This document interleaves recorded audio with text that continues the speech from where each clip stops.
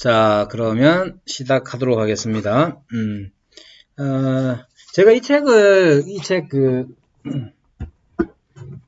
하나님에 대한 묵상 이 책을 하는데, 제가 이제 이 책을 원래 제가 이 김홍전 목사님을 좋아할 뿐만 아니라 이 책 자체가 하나님에 대한 신앙을 그냥 신학적으로 이해하는 게 아니라 우리가 실제적으로 어떻게 하나님이 어떤 분이며 그 하나님이 어떤 분인지 알면 우리는 어떻게 해야 하는가 그 관계에 대해서 잘 설명해 주기 때문에 제가 이제 실론책으로 이 책을 했고, 당연히 이 책 앞에 이제 성경관, 계시관에 대해서도 말하고 있기 때문에 이 책을 했습니다. 그리고 책이 쉽지는 않다고 생각을 합니다. 용어나 이런 것부터 시작해서 쉽지는 않지만 이제 포인트는 어디 있느냐? 하나님이 어떤 분이시냐와 그러면 우리 신자는 그런 하나님과 어떤 관계에 있느냐를 잘 설명해 준다고 생각을 합니다. 그래서 신앙생활에 있어서도 실질적인 도움이 되는 그런 책이라고 생각해서 이 책 한 권을 일부러 처음부터 끝까지 다 읽어보시라, 읽히는 겁니다. 한번 그 요약을 대다수가 안 하시는데 대다수가 맞아요. 쉽지는 않고 대다수가 안 하시지만 잘 들으시고 그냥 읽어보시고 제가 같이 이제 요약 정리할 때 한 번 더 생각해 보시고 그러시면 좋을 것 같아요. 그리고 여러분들이 그 패스 하시는 데는 별 지장은 없으니까 너무 염려하지 마시고요. 자, 즐겁게 같이 요약해 주시면 좋겠습니다. 자, 여기 이제 하나님은 주이시다라는 이걸로 10, 11, 12강을 하고, 그러면 하나님이 주이시면 우리와의 관계가 어떠하냐? 하나님이 주시다 하는 이 말이 우리와의 관계를 어떻게 설정해 놓느냐를 이 책에서 요 강의에서 말합니다. 자, 그래서 여기에서 계속 강조하는 거 몇 가지 있죠. 하나님이시죠?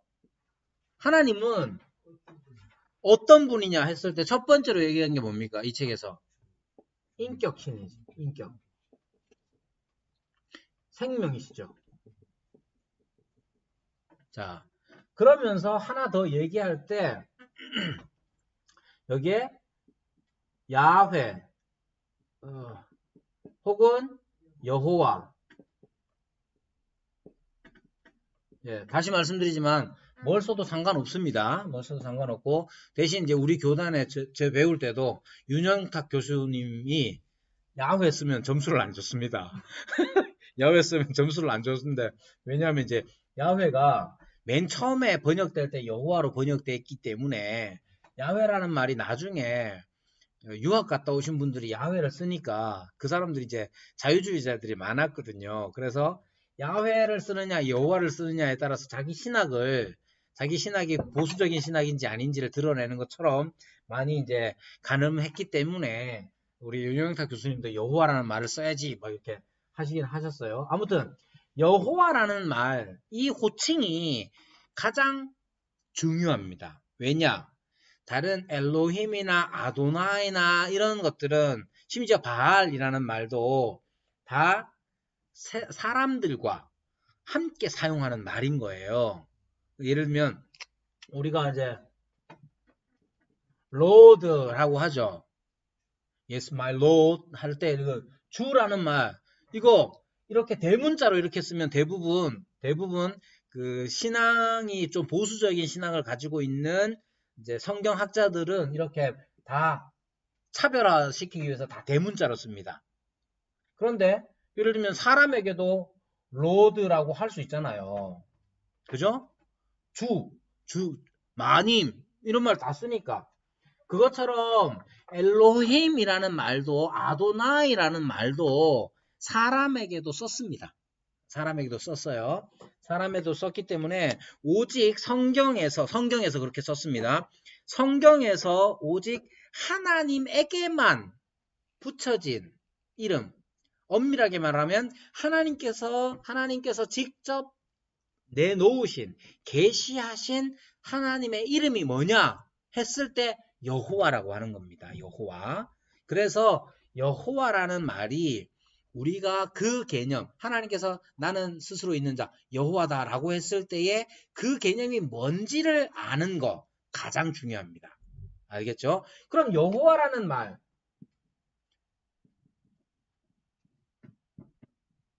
여호와라는 말, 이 호칭 안에 담긴 의미가 뭐냐?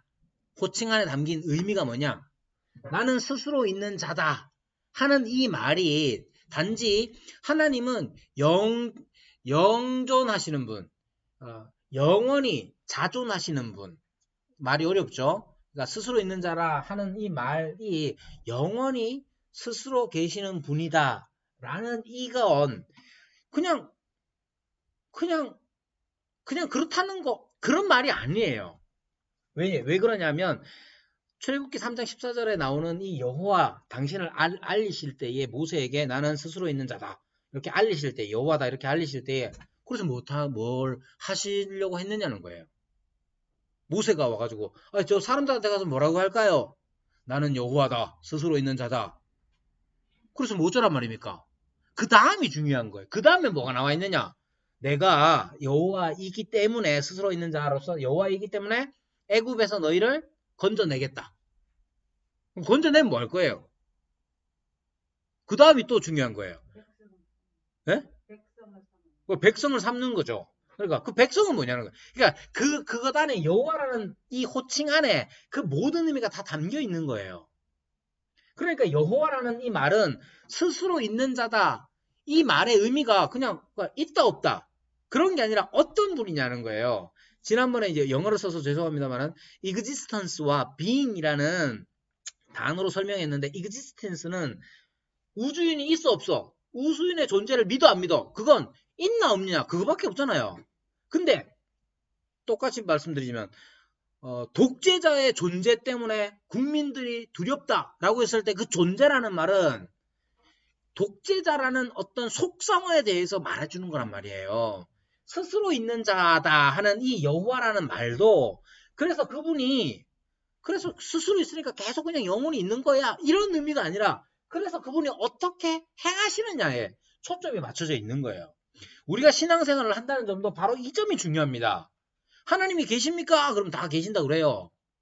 이 세상 사람들도 하나님에 대해서 부인하는 사람, 없다고 하는 사람이 극히 적습니다. 뭐든지 믿어요. 제가 책방 얘기 나와서 제가 책방에서 이제 지난주까지 했던 게 이번 주 화요일까지 했던 게 뭐냐면 쇼펜하워 읽기였어요. 쇼펜하워 읽기. 쇼펜하워 읽기를 했는데 쇼펜하워가 특징적인 게 뭐냐면 이 사람이 1788년생이거든요. 이 사람이 쓴 책 의지와 표상으로서의 세계라는 책이 있는데 이게 1848년도에 엄청 히트를 쳐서 아주 세계적으로 유명한 사람이 됐어요. 이 사람 특징이 뭐냐? 불교 철학을 가져와서 자기 철학을 만들었어요. 그래서 상당히 불교적이에요. 그래서 불교적 철학자라고 말하기도 해요. 이 사람이 하는 말이 뭐냐? 이거 자꾸 딴소리인데 이 사람이 하는 말은 뭐냐면 이 세상에 보이는 모든 것들은 생의 의지가 발현된 것이다. 뭐 이런 얘기를 해요. 그러면서 얘기하는 게 뭐냐? 같이 읽던 안 믿는 사람도 얘기하는 게 뭐냐면 그럴 거면 뭐 하려고 하나님 무신론자라고 자기가 얘기하냐는 거야.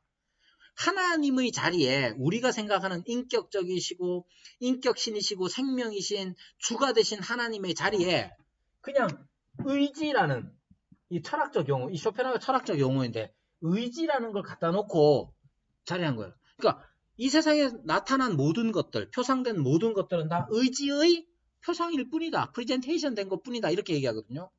그러니까 안 믿는 사람하고 같이 하는데 안 믿는 사람이 하는 말이 뭐냐?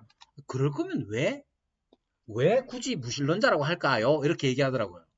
똑같습니다. 자, 제가 하나님이 없다고 하는 사람은 거의 없어. 하나님은 다 하나님이 있음을 알고 있고 그렇게 믿어요. 예를 들면 진화론도 마찬가지죠. 진화 자체가 거의 신적인 것이 되어버렸잖아요.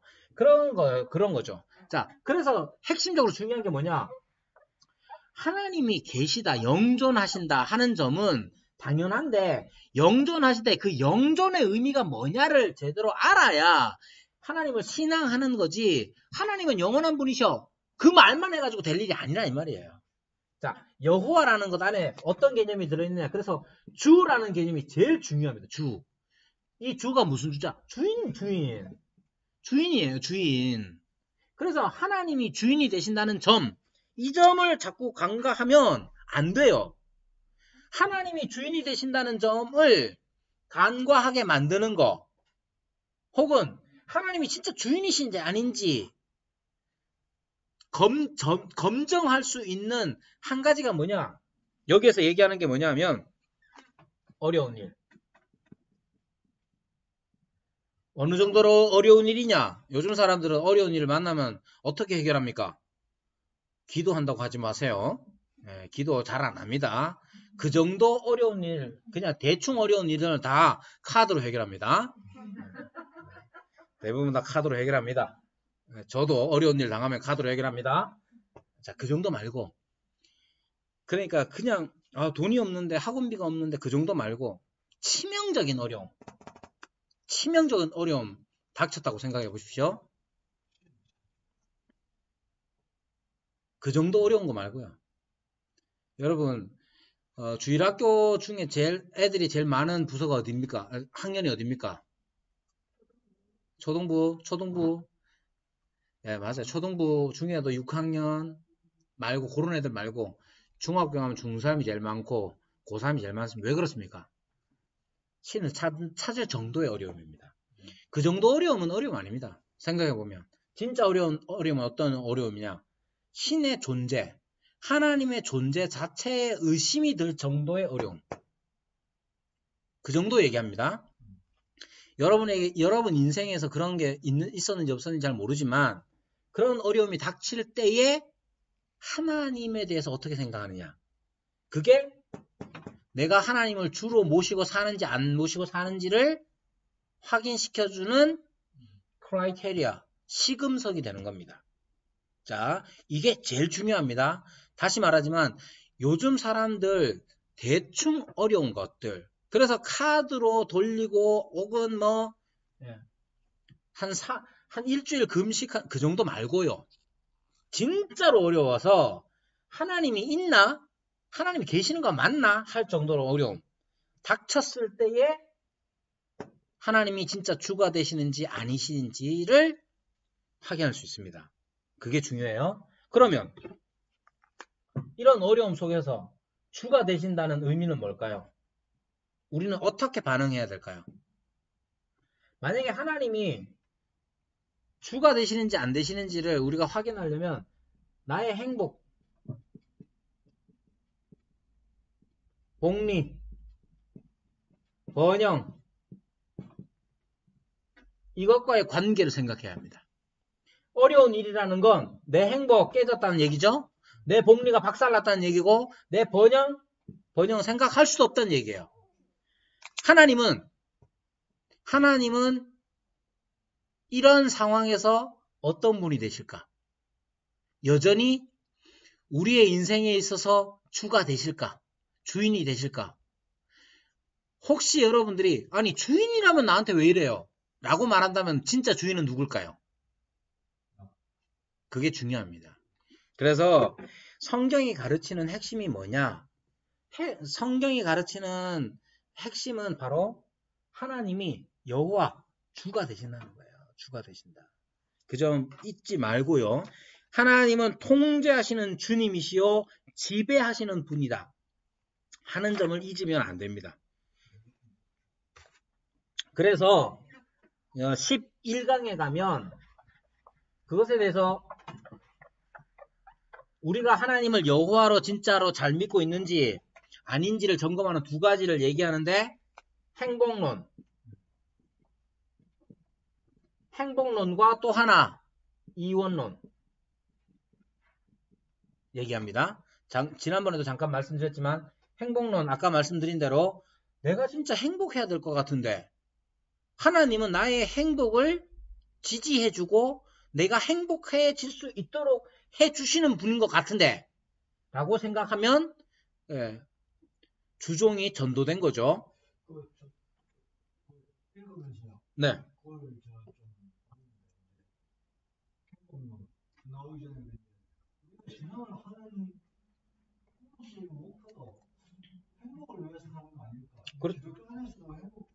네.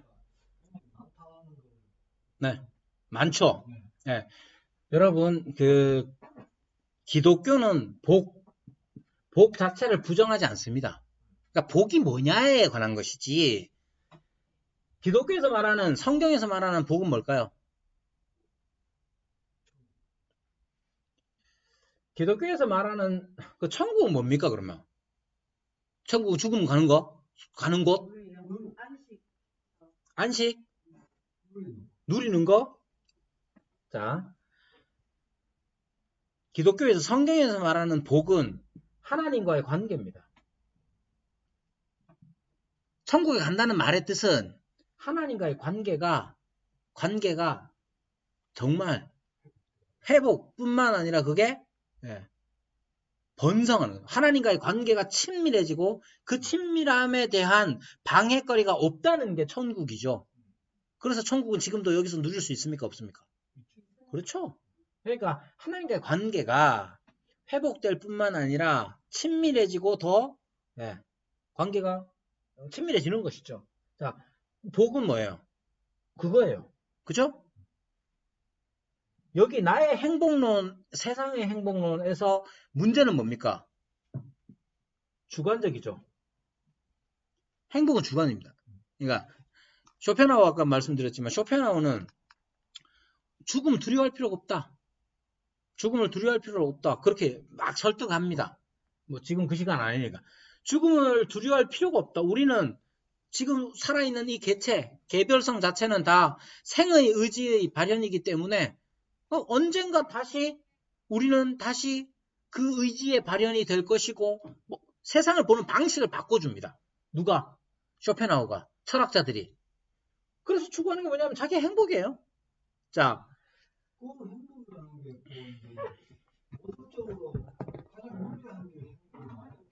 그렇죠.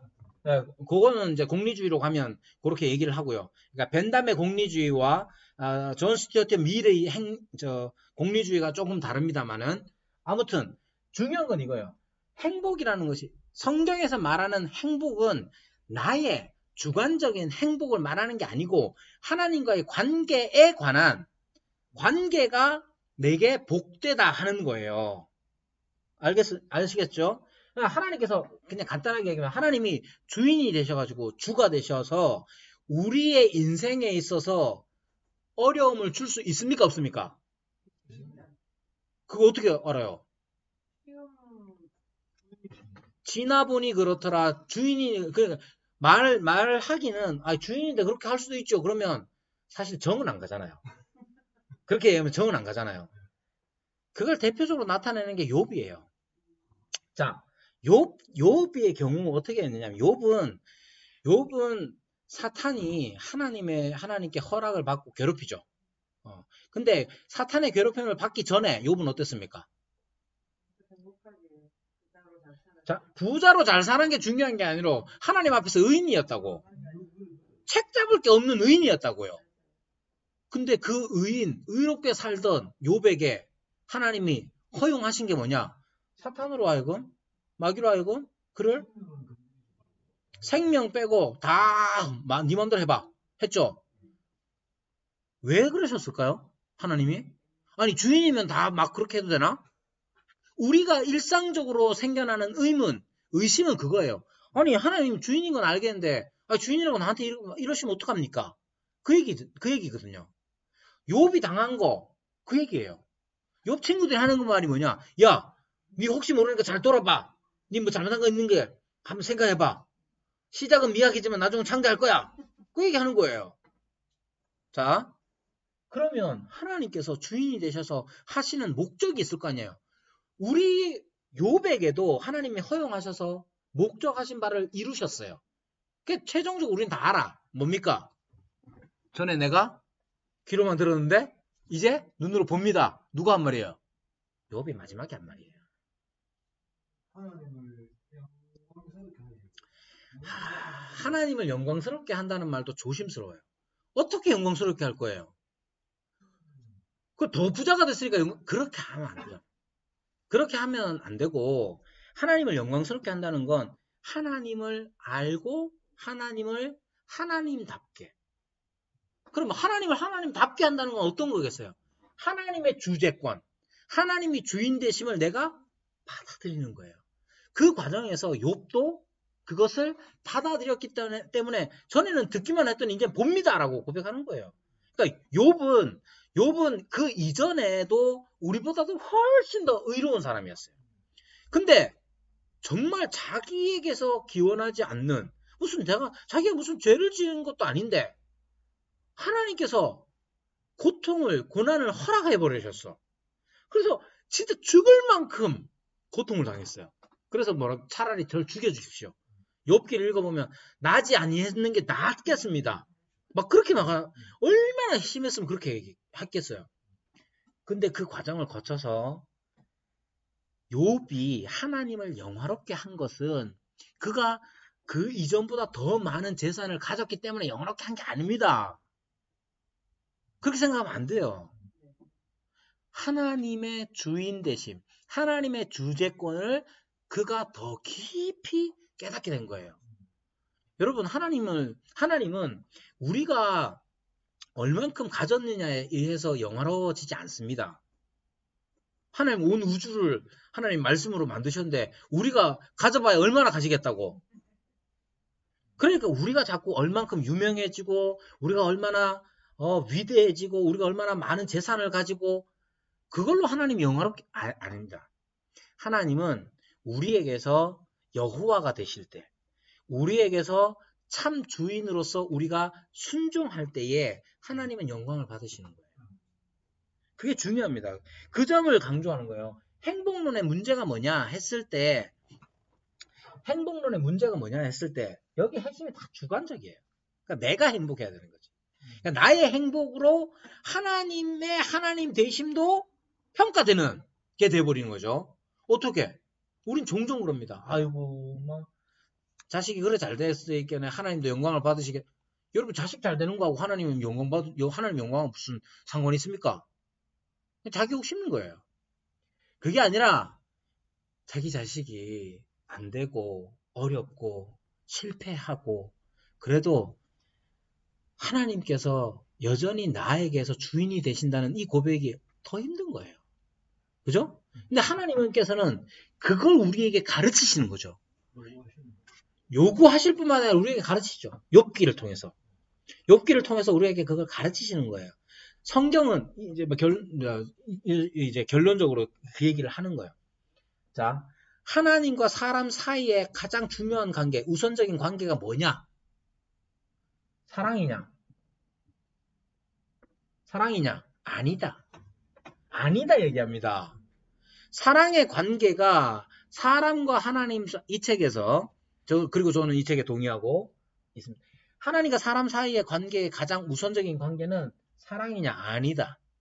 예, 특히 현대에 와서 사랑의 개념은 다 자기 존중감입니다. 지난번에도 말씀드렸지만 머리를 여기 이제 여집사님들 권사님들 많으시니까 머리를 미용실 가가지고 맘먹고 싹 이제 뿌리 염색까지 딱 하고 왔는데 남편이 못 알아봐. 남편은 원래 못 알아봅니다. 그러면 뭐라 그러냐? 사랑이 식었네. 사람은 다 자기 존중감, 나를 얼마나 존중해 주느냐로 사랑을 확인해 갑니다. 그래서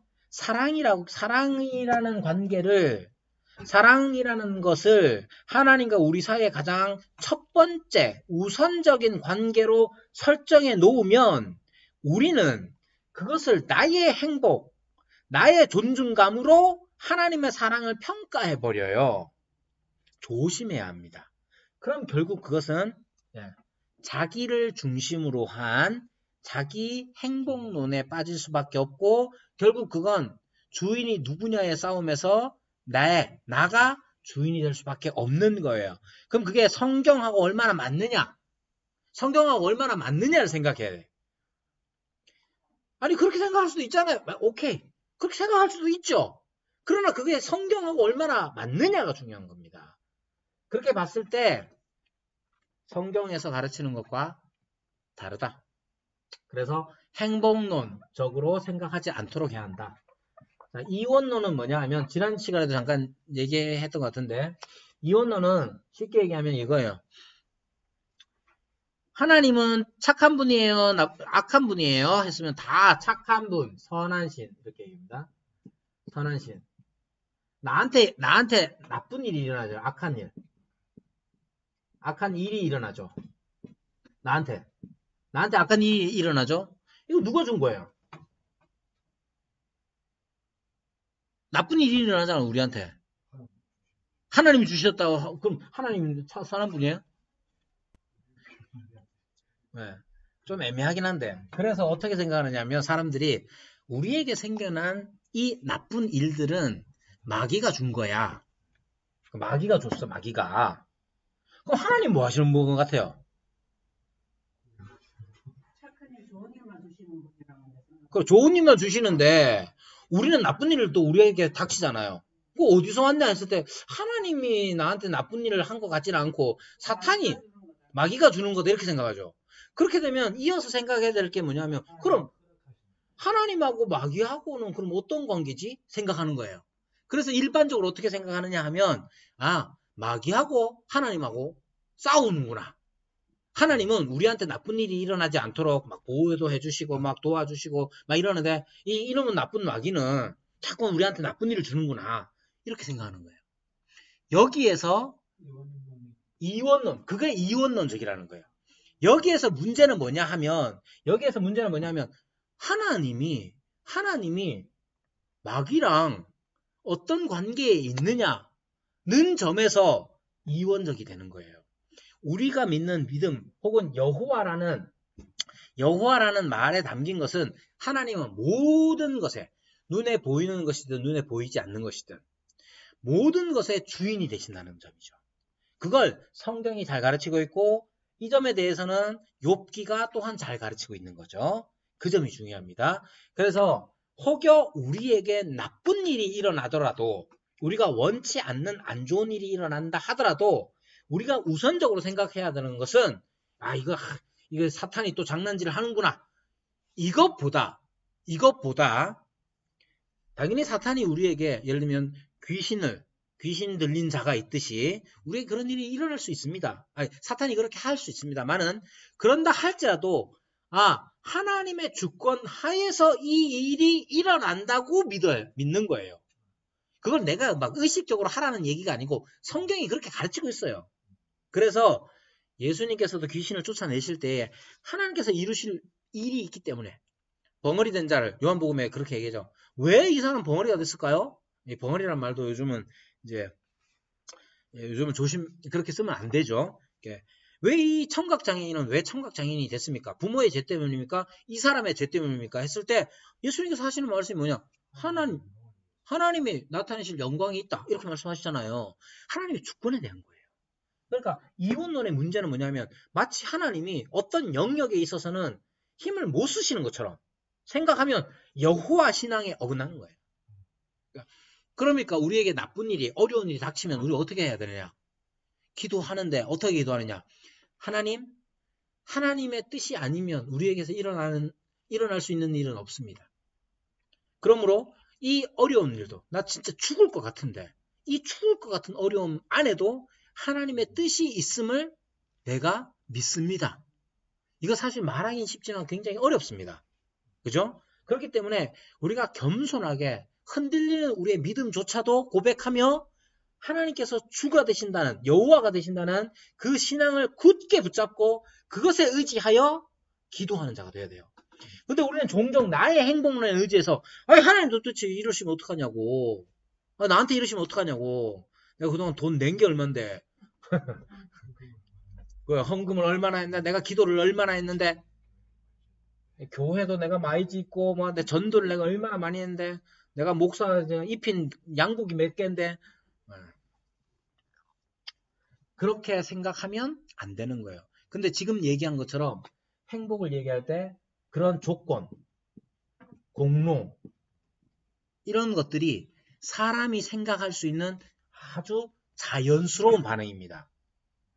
예를 들면 헬라 여기에 나오는 헬레닉 센스라고 하는 헬레닉 애티튜드 헬라적인 고대 그리스적인 태도나 감각들이 대부분 이런 거고 그런 것들이 중세 기독교에 들어와서 공로적으로 들어간 거예요. 그리고 그러한 영향 하에서 공리주의가 등장을 한 거고 최대 다수의 최대 행복이라는 것도 마찬가지죠. 존 스튜어트, 제레미 벤담 같은 경우 그렇게 양적으로 행복을 양을 계산할 수 있다고 생각했고 스튜어트 밀 같은 경우는 그것을 질적인 것으로 해야 한다고 생각한 거예요. 다 똑같아 조건. 여기에서 또 행복론에서 중요한 게 뭐냐면 행복하게 하는 것이 선이 아닙니까? 선을 행하는 게 도덕이고 그런 면에서 볼 때 이 행복론이라는 것이 사람에게 주인 되신 하나님에 대한 신앙을 흔들리게 하게 됩니다. 그래서 그런 점을 조심시키는 게 이 책에서 강조하는 바입니다. 네. 그리고 13강이 대단히 12강도 여러분이 좀 읽기에 까다로우셨을 텐데요. 그냥 설명을 잠깐 하자면 민주주의 얘기가 나와서 그렇습니다. 민주주의 얘기 간단하게 설명해요.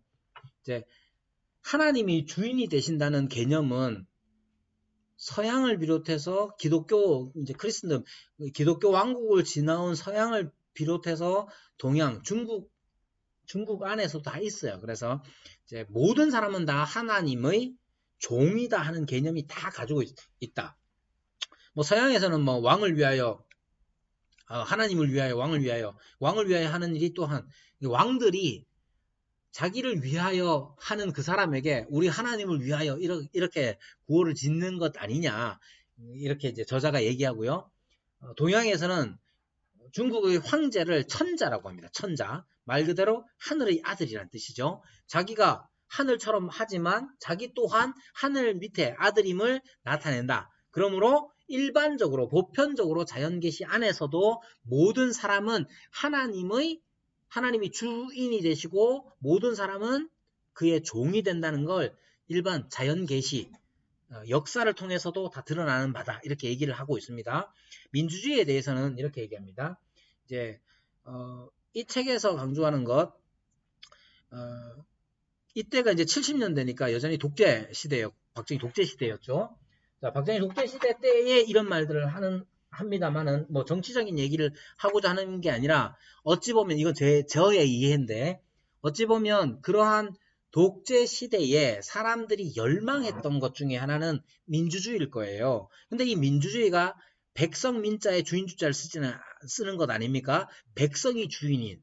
그래서 인간의 선택과 결정이 모든 것을 결정하는 주권이다 하는 생각 때문에 그러는데 도리어 그 민주주의조차도 하나님이 주인 되심을 드러내는 그 신앙에서 비롯되었다라고 저자가 말하는 겁니다. 그 방식은 이런 거예요. 하나님이 계시고 인간이 있는데 하나님께로 갈 수 있습니까? 없습니까? 하나님과의 관계 깨졌죠? 깨졌죠? 왜? 죄와 허물로 깨졌습니다. 갈 수 없어요. 누가 갑니까? 예수님 때문에 가죠. 예수님의 대속의 죽음 때문에 하나님과 관계가 회복돼요. 그래서 하나님께로 갈 수 있는 예수님은 중보자가 되시는 겁니다. 중보자가 되셔요. 중보자라는 말 함부로 쓰면 안 됩니다. 왜냐? 중보는 이 사람을 하나님 편으로 보증하고 담보하는 거예요. 내가 책임지게 하는 거예요. 그래서 예수님만이 중보자가 되십니다. 그런데 예수님만이 중보자가 되는 이 개념 하에 뭐가 나오느냐? 그럼 우리 개개인은 예수님을 통해서 하나님께로 갈 수 있구나 하는 생각이 나와요. 이게 혁신적이었어요. 왜 혁신적이냐? 이전에 중세 때까지만 하더라도 하나님께로 나아갈 수 있느냐? 그럴 수 없다. 누가 있어야 되느냐? 사제 혹은 성사, 성례들이 있어야 한다고 생각한 거예요. 그렇기 때문에 이 개인은 항상 사제를 통하여 하나님께로 나아가는 것처럼 여겨졌어요. 그래서 종교개혁자들이 강조한 게 뭐냐? 오직 믿음으로, 오직 은혜로, five sola, 5가지 오직이 있습니다. 그렇게 하다 보니까 여기에서 은혜의 자유를 발견한 거예요. 은혜의 자유란 뭐냐? 이 자유, 내가 하나님께로 나아가는 그 일에 은혜로서 되는 일이기 때문에 누군가가 여기에 끼어들 필요가 없는 거예요. 자, 이러한 은혜의 자유가 무엇을 나오느냐? 이것이 가장 중요해. 양심의 자유로 이어지고, 양심의 자유는 또한 표현의 자유로 이어지고, 표현의 자유는 결사와 집회의 자유로 이어집니다. 이게 다 뭐냐? 민주주의의 기본 틀이에요. 그래서 이 책에서 그 얘기를 하는 겁니다. 결국 하나님이 주인이 되신다. 근데 이 주인이 되신 하나님께로 나아가려고 할 때에 그 전에 예수님만이 우리의 중보자가 되시는데 다른 사람, 사제나 혹은 다른 성례, 카톨릭의 로마 교의 성례나 이런 것들이 중간에 항상 걸치게 되는 거죠. 종교개혁자들은 아니다. 오직 예수 그리스도로만, 오직 믿음으로만 하나님께 나아갈 수 있다. 거기에서 사람들이 각성을 합니다. 내가 하나님께로 나아갈 수 있구나. 그것이 은혜의 자유라고 표현됐고, 내가 하나님께로 마음껏 나아갈 수 있기 때문에 양심의 자유를 요청하게 되고, 양심의 자유는 표현의 자유와 집회와 결사의 자유로 이어지게 돼서 가장 중요한 기본, 민주주의의 기본 틀이 만들어진 것이다. 이렇게 얘기하는 겁니다. 예. 그리고 이제 존 위티 주니어라는 분의 이제 권리와 자유의 역사를 보면 칼빈주의자들이 인권과 집회의 자유를 위해서 어떻게 공헌했는지를 나옵니다. 물론 이제 이건 비추 너무 어려워요. 네. 법 공부하는 친구들, 한동대 법학부 애들 읽는 책이라 굳이 읽으실 필요는 없지만 칼빈주의자들, 종교개혁자들이 인류에게 어떤 영향을 끼쳤느냐 했을 때 인권과 집회의 자유에 대해서 지대한 공헌을 했다 하는 것을 잘 알 수 있는 책이 권리와 자유의 역사라는 존 위티 주니어가 쓴 책이 있어서 방금 소개했고, 그런 자부심 가지고 있어도 됩니다. 우리가. 13강은 어렵습니다. 13강은 이제 여러 가지가 다 담겨 있어서 굉장히 어려운 책이고 어려운 내용이 담겨져 있는데 제가 한번 시도를 해볼게요. 설명을. 자, 중요한 건 뭐냐? 주종관계예요. 주종관계. 자, 주종관계는 기분이 어떻습니까? 들으면 별로죠. 네, 주종관계는 별로예요. 그래서 여러분들이 주종관계에 대한 이 말이 주는 이미지가 별로인 거 저도 압니다. 그래서 이분이 이제 계속 길게 설명을 한 것 같아요. 근데 이 저자가 이 주종관계를 이야기할 때 첫 번째로 상정하는 게 뭐냐? 이건 특수한 관계라는 거예요. 자, 이 특수성을 알아야 됩니다. 이 특수성은 뭐냐? 주종관계가 언제 성립됐겠어요?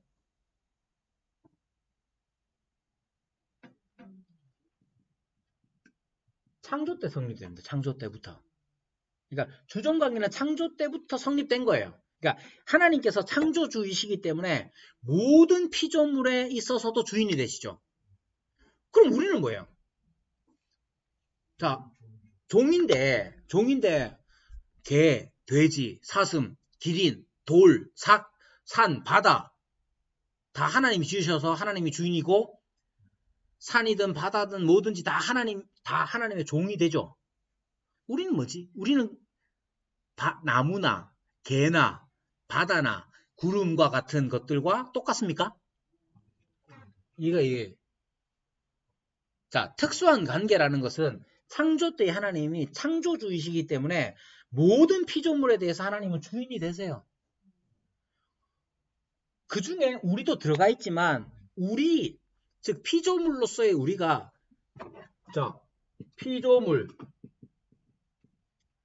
이만큼 있는데 여기 인간도 여기 있죠. 여기 나무도 있고 바다도 있고 다 있죠. 우리도 피조물이니까 창조 다 종이니까. 우리 인간과 하나님과의 관계가 다른 여타의 피조물의 종됨과 같으냐? 아니죠.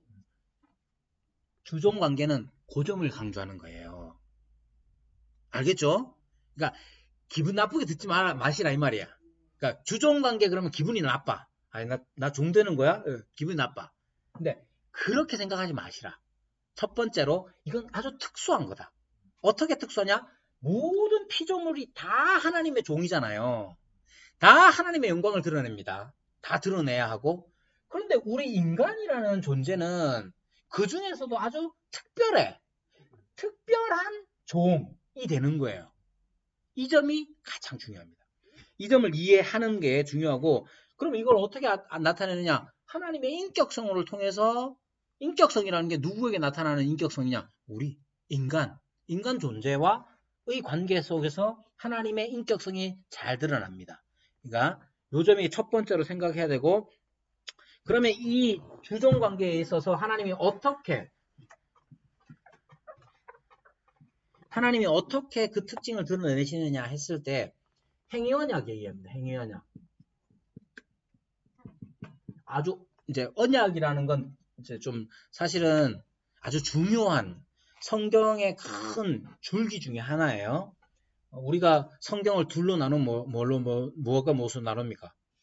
신약과 구약. 그때 약자가 뭐냐? 약속할 때 약자예요. 네. 그리고 이 행위 언약이라는 것도 하나님이 맨 처음에 이거 쉽게 얘기하면 조건을 다는 거예요. 조건. 해라. 마라. 조건을 다는 거죠. 창세기 때부터, 창조 때부터 이게 있었습니까? 없었습니까? 뭘 해야 됩니까? 창조 때. 그건 말하지. 해라는 뭐 있어요? 그렇지. 나 생육하고 번성하고 다스리라. 해야 되죠. 말하는 하지 마라 하는 거 하나 있었죠. 네. 기분이 어때요? 이런 말 들으면. 자, 다시. 맨 처음에 여러분이 아담 하와라고 생각해 보세요. 아담을 지어서 이러이러 해라. 이거 하지 마라. 기분이 어떨 것 같아요?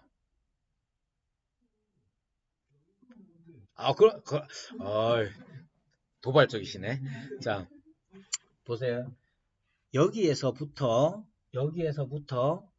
우리가 하나님의 이 조건, 주종의 관계에 있는 은혜를 깨달아야 되는 거예요. 그게 뭐냐 하면 해라 하지 마라 요것만 말씀하신 게 아니라 그 다음에 결과까지도 말씀하셨죠. 그 결과가 뭐겠어요? 죽는다 그랬죠. 이건 안 나와서 여기 뭐겠어요? 먹지 마라 죽는다. 해라 여기 뭔가 있겠죠? 요거와 같지는 않을 거예요. 죽는 건 아닐 거예요. 그죠? 요게 뭔가. 자, 요게 뭔가가 핵심이에요. 이게 뭐냐? 당연히 생명이겠죠. 그죠?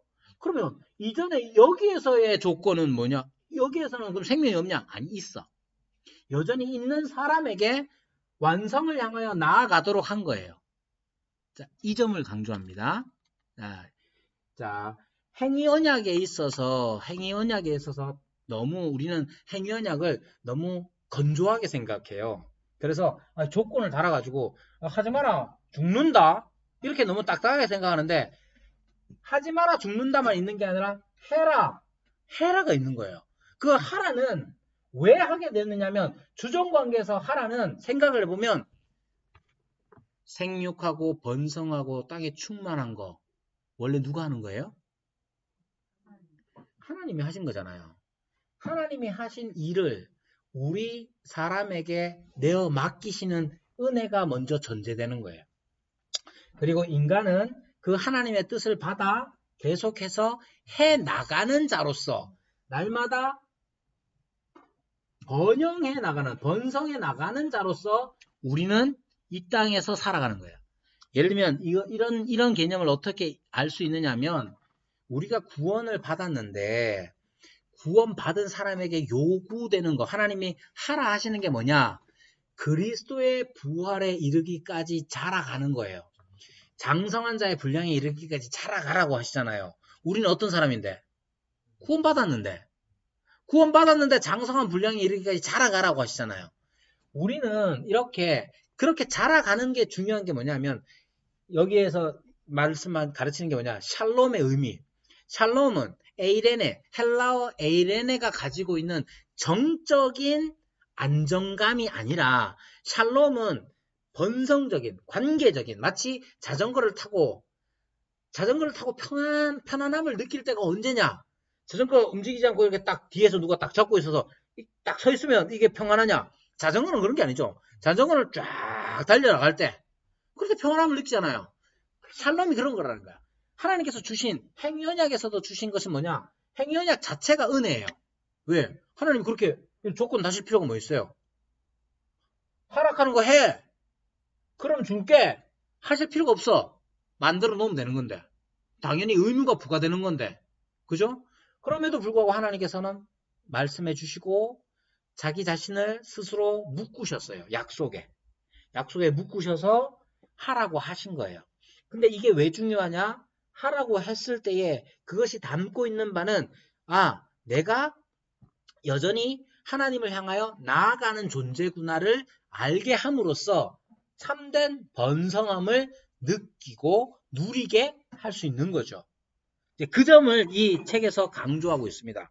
시간이 없어서 제가 지금 마음이 급해가지고 충분히 설명을 못 드린 것 같은데, 자, 하나님과 우리 사이에 특수한 관계로서의 주종 관계예요. 이 점을 제일 중요하게 생각을 해야 하고, 하나님께서는 이렇게 행위 언약을 통해서 우리에게 가르치는 것이 뭐냐면 사랑과 사랑과 의예요. 사랑과 의. 자, 이러한 조건들, 이런 행위 언약들 속에서 의를 이루실 뿐, 의가 뭡니까? 의가 옳은 거예요. 옳은 거. 맞죠? 자, 여러분하고 저하고의 의로움은 뭡니까? 항상 의라는 것은 관계에서 오는 겁니다. 똑같은 행동도 어떤 사람에게 하느냐에 따라서 옳지 않은 게 됩니다. 그죠? 제가 그럼 됩니까? 안 됩니까? 왜 안 됩니까? 내 아들한테 가는데. 그쵸? 내가 물론 아들도 기분 나쁠 수 있지만 기분 나쁠 수 있지만 내가 이렇게 하면 누구에게 하느냐에 따라서 그건 옳지 않은 게 되잖아요. 내가 김태경 고사님한테 하면 됩니까? 안 됩니까? 안 되지. 그건 안 되면 안 되는 거예요. 그러니까 옳음이라는 것은 관계에서 오는 거잖아요. 자, 하나님 창조주와 피조물의 관계에서 옳음은 뭡니까? 주종이잖아요. 지시와 복종이 가장 옳은 거예요. 근데 하나님께서 이 행위언약을 통해서 나타내는 건 뭐냐? 하나님께서는 조건 다실 필요가 없어. 왜? 만드셨잖아. 창조주시잖아. 그래서 안 해도 되는데 안 하셔도 이런 조건을 안 다셔도 우리는 그렇게 해야 해. 해야 함에도 불구하고 하나님은 사랑으로서 그것을 조건을 내어주시는 거예요. 그래서 사랑과 의를 동시에 만족시키시는 거죠. 그것은 우리 편에 있어서 계속해서 하나님과의 관계의 그 친밀함을 누려갈 수 있는, 만약에 사랑이 없이 내가 해야 할 일만 한다면 어떻게 되겠습니까? 정말 생각하기 싫죠. 대신 해야 할 의가 없이 사랑만 있다면 어떻게 되겠습니까? 방자히 행하죠. 행위 조건이 하나님이 주님이 되시고 우리가 종이 된다는 이 관계가 우리에게 가르쳐 주는 바가 이런 겁니다. 우리가 방자히 행하여 하나님의 사랑을 빙자하여 방자히 행하는 자가 되지 아니하도록 처음서부터 태초 창조 때부터 하나님께서 우리에게 행위 언약으로서 우리에게 그것을 가르치시는 거예요. 그러니까 하나님이 사랑을 하신다. 낮아졌다는 게 뭐냐? 우리에게 조건을. 그렇죠. 그렇죠.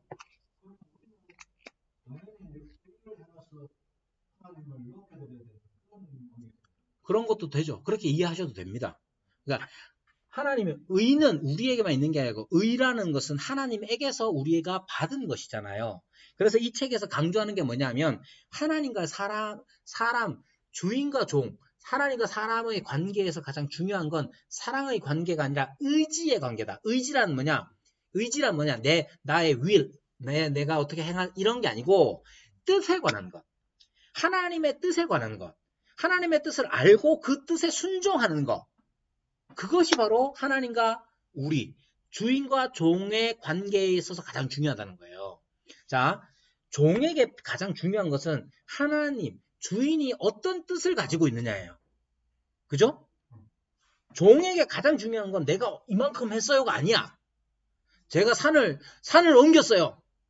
주인은 강을 파라고 했는데 제가 산을 옮겼어요. 산이 더 어려워요. 이런 게 아니란 말이에요. 그러니까 주인의 뜻을 아는 게 종에게 있어서 가장 중요해. 그죠? 그러면 주인께서는 그 뜻을 어떻게 발휘하시느냐, 그 뜻을 어떻게 나타내시냐, 사랑을 통해서 나타내셔.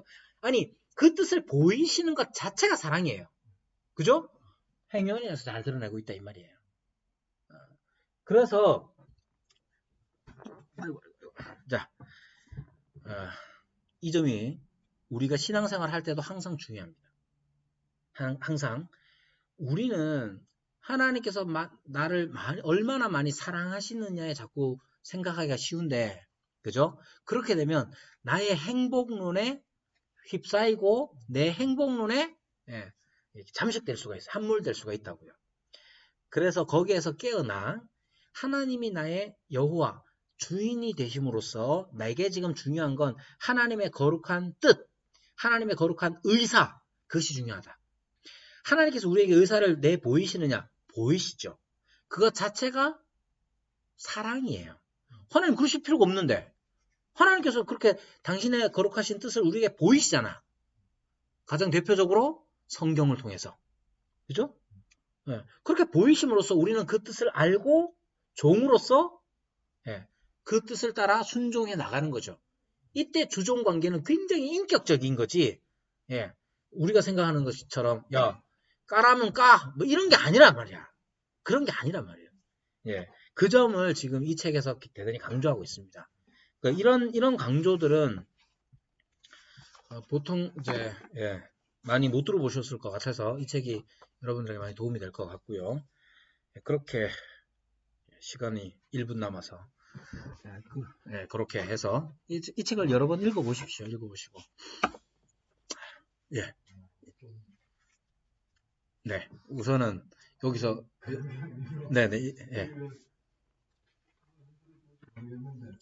마치고 그러면 알겠습니다. 오늘은 여기까지 하도록 하겠습니다. 감사합니다.